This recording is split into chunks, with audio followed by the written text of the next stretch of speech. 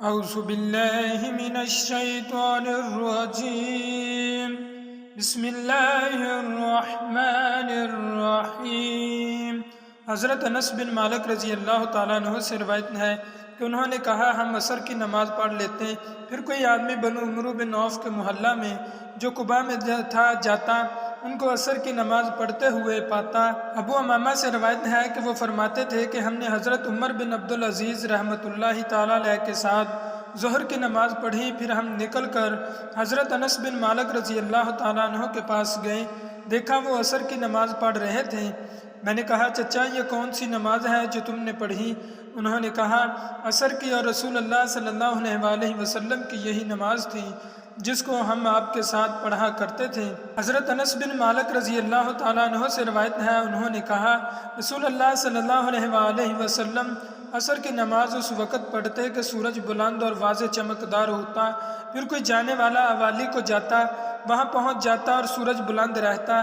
ظاہری نے کہا بعض اوالی مدینہ سے 4 میل پر یا کچھ ایسے ہی واقعہ ہیں۔ حضرت انس بن مالک رضی اللہ تعالیٰ عنہ سے روایت ہے کہ انہوں نے کہا ہم عصر کی نماز پڑھتے تھے، پھر ہم میں سے کوئی جانے والا قباء تک جاتا، وہاں پہنچ جاتا اور سورج بلند رہتا۔ حضرت عبداللہ بن عمر رضی اللہ تعالیٰ عنہ سے روایت ہے کہ رسول اللہ صلی اللہ علیہ وسلم نے فرمایا